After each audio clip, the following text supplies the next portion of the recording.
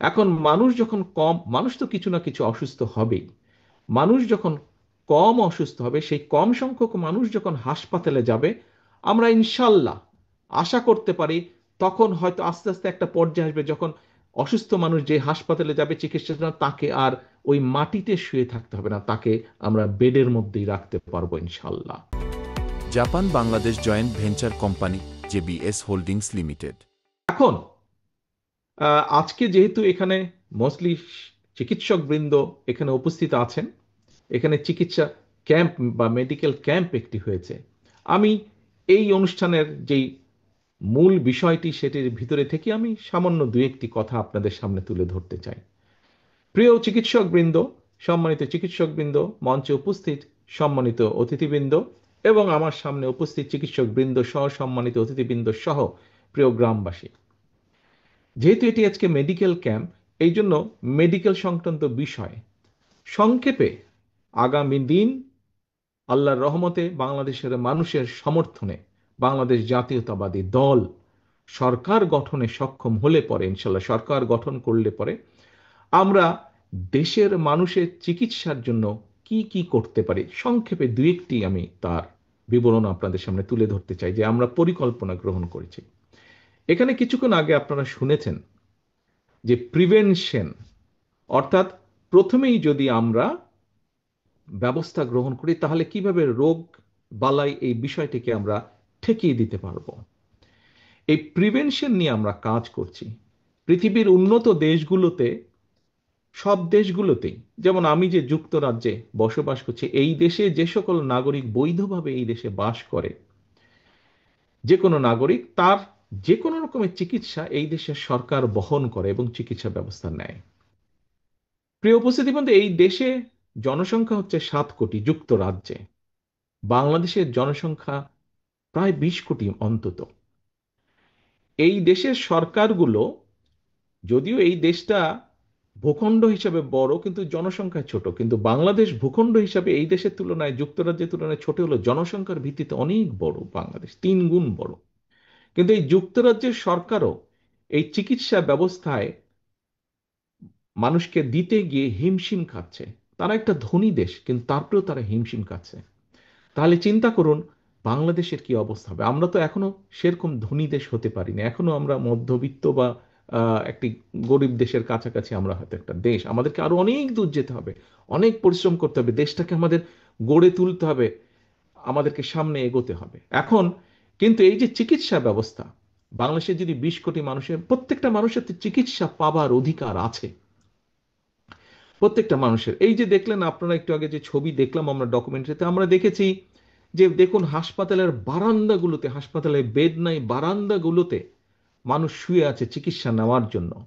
সেটি কেবিনের বারান্দা হোক, হাসপাতালে বারান্দা হোক, কি একটা করুণ একটি একটা দৃশ্য এটা। এখন এই যে আমরা যতই হাসপাতাল তৈরি করি, যতই যা করি না কেন, অর্থনৈতিক অবস্থার উপর একটি চাপ পড়ে। এই যে মানুষগুলো আসছে তাদেরকে চিকিৎসা দিতে হয়, ডাক্তার লাগে, নার্স লাগে, হসপিটালে বেড লাগে, অপারেশনের জিনিসপত্র লাগে, ওষুধপত্র সবকিছু লাগে। এখন যুক্তরাজ্যের মতন দেশ হিমশিম খাচ্ছে। হ্যাঁ, এখনো এদের দেশে বারান্দায় রোগী থাকে না, নিচে রোগী থাকে না, বিছানাতেই থাকে, তারপরেও তারা হিমশিম খাচ্ছে। এখন একটি রাজনৈতিক দল, যেই দলটি বিএনপি, যে একটি রাজনৈতিক দল, যেই দলটি মানুষের জন্য কাজ করতে চায়, আমরা চাই দেশের মানুষকে সুস্থ রাখতে, একই সাথে তাদেরকে স্বাস্থ্য সেবা পৌঁছে দিতে। সেই জন্য আমরা পরিকল্পনা গ্রহণ করেছি। এখানে বেশ কিছু মুরব্বী উপস্থিত আছেন। আমি সামনে যে প্যান্ডেল নিচে মানুষ বসে আছেন, বেশ কিছু মুরব্বী উপস্থিত আছেন। মুরব্বী আপনাদের নিশ্চয়ই মনে আছে, এবং অন্যান্য অনেকেই উপস্থিত আছেন, তাদের না দেখলে হয়তো অনেকেরই মনে আছে বা আমরা শুনেছি শহীদ রাষ্ট্রপতি জিয়া রহমানের সময় সারা দেশে একটি পথ ছিল, গ্রামের মানুষ যাতে চিকিৎসা পায়। পল্লী চিকিৎসক নামে একদল মানুষ ছিলেন যারা গ্রামের মানুষকে বেসিক চিকিৎসাগুলো প্রদান করতেন। প্রিয় উপস্থিতিবৃন্দ, আমরা যেটা পরিকল্পনা গ্রহণ করেছি যে ইনশাল্লাহ বিএনপি সরকার গঠন করলে পরে আমরা হেলথ কেয়ার নামে আমরা গ্রামে গ্রামে এইরকম একটি টিম তৈরি করব যারা মানুষের কাছে যাবে, মানুষকে বুঝাবে যে ভাই এই জিনিসটা খেলে তোমার হার্টের অসুখ হবে না, এই জিনিসটা খেলে তোমার ডায়াবেটিক হবে না, এই জিনিসটা এইভাবে চললে তোমার কিডনির রোগ হবে না। অর্থাৎ মূল যেগুলা যেগুলা যেগুলা অসুখ বিসুখের সাথে জীবন মরণের সমস্যা, মানুষকে আমরা এগুলা বুঝবো, অর্থাৎ যাতে দেশে কম সংখ্যক মানুষ অসুস্থ হয়, এটি থাকবে আমাদের উদ্যোগ। এখন মানুষ যখন কম, মানুষ তো কিছু না কিছু অসুস্থ হবেই। মানুষ যখন কম অসুস্থ হবে, সেই কম সংখ্যক মানুষ যখন হাসপাতালে যাবে, আমরা ইনশাল্লাহ আশা করতে পারি তখন হয়তো আস্তে আস্তে একটা পর্যায়ে আসবে যখন অসুস্থ মানুষ যে হাসপাতালে যাবে চিকিৎসার জন্য, তাকে আর ওই মাটিতে শুয়ে থাকতে হবে না, তাকে আমরা বেডের মধ্যেই রাখতে পারবো ইনশাল্লাহ। এর বাইরে যেই মানুষ, অসুস্থ মানুষগুলা যাবে চিকিৎসার জন্য, তখন আমরা প্রায় প্রত্যেক মানুষকে চিকিৎসকরা, এই যে একটু আগে শাহজাহান সাহেব বললেন যে এত মানুষ আসে, এত অসুস্থ মানুষ, সেই তুলনায় ডাক্তার নার্সের সংখ্যা কম, আমরা চাইলেও চিকিৎসা দিতে পারছি না। কিন্তু আমরা যদি কম সংখ্যক চেষ্টা করি, এবং তার ফলে যদি সরকারের চেষ্টার ফলে যদি কম সংখ্যক মানুষ অসুস্থ হয়, সেই অল্প সংখ্যক মানুষ যখন যারা অসুস্থ হবে হাসপাতালে, তাদেরকে বেটার, ভালো চিকিৎসা দেওয়া সম্ভব হবে, ওষুধপত্র দেওয়া সম্ভব হবে। কাজেই আমাদের এইটি একটি লক্ষ্য আছে, আমরা হেলথ কেয়ার তৈরি করব। এই হেলথ কেয়াররা সারাক্ষণ তাদেরকে ট্রেনিং দেওয়া হবে, বেসিক অসুখ বিসুখ কিভাবে, গ্রামের মা বোনরা যারা সংসার দেখভাল করেন তাদের কাছে গিয়ে পরামর্শ দিবে যে কিভাবে পরিবারকে সুস্থ সুস্থ রাখতে হবে।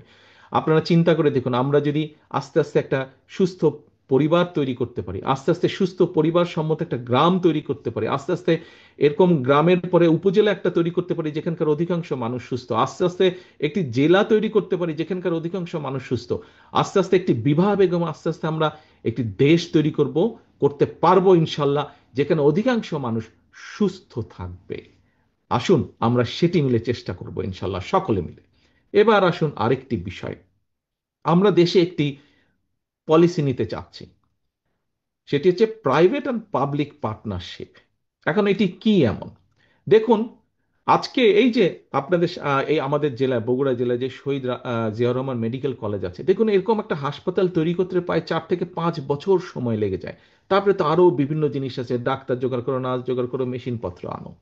কিন্তু আমরা দেখেছি প্রাইভেট সেক্টর এই মুহূর্তে বাংলাদেশের বিভিন্ন হিসাব নিকাশ যা বলে, যে সরকারি ব্যবস্থাপনায় যেই সবকিছু অবকাঠামো গড়ে উঠেছে, ইনফ্রাস্ট্রাকচারে অবকাঠামো গড়ে উঠেছে স্বাস্থ্য খাতে, ঠিক মোটামুটি সমান পরিমাণ অবকাঠামো গড়ে উঠেছে প্রাইভেট সেক্টরে। এখন ধরেন আমি একটা উদাহরণ দিই, ঢাকার পিজি হাসপাতালের নাম আপনারা শুনেছেন। সেই পিজি হাসপাতালে ধরেন একজন মানুষ গেল ক্যান্সারের চিকিৎসার জন্য। এখন এই যে ক্যান্সারের চিকিৎসা, সেখানে যে ক্যান্সারের মেশিন আছে, সেই মেশিন হয়তো 100 জন মানুষকে মাসে চিকিৎসা দিতে পারে, কিন্তু সেখানে 200 জন মানুষ লাইন দিয়ে আছে। এখন এই যে 200 জন মানুষ লাইন দিয়ে আছে, বাকি যে 100-র বাইরে যে আরো 100 জন আছে, এই 100 জনও তো মানুষ, তাদেরও তো চিকিৎসা পেতে হবে। আমরা একটি পলিসি গ্রহণ করতে চাচ্ছি, একটি প্রাইভেট হসপিটাল যাদের কাছে একটি মেশিন আছে, সেই মেশিনও 100 জনকে দিতে পারে, কিন্তু যেহেতু প্রাইভেট হসপিটাল সেখানে খরচ বেশি, সেখানে হয়তো মাত্র 40-50 জন মানুষ যায়, বাকি 50 জন তাদের খালি থাকে, তারা সেই মেশিনে সার্ভিস দিতে পারে না, 50 জনের সিট খালি থাকে। আমরা যেটা করতে চাইছি সেটা হচ্ছে, আমরা সেই হসপিটালের সাথে কথা বলবো, হিসাব নিকাশ করব তার কি খরচ হয়। আমরা ওই যে এখানে যে পিজি হাসপাতালে 100 জন বাড়তি আছে লাইনের মধ্যে, সেই 100 জনের থেকে 50 জন নিয়ে আমরা এই প্রাইভেট হসপিটালটাকে দিয়ে দিব, বলবো যে তুমি এর চিকিৎসা দাও, খরচ আমরা তোমাদেরকে দিব।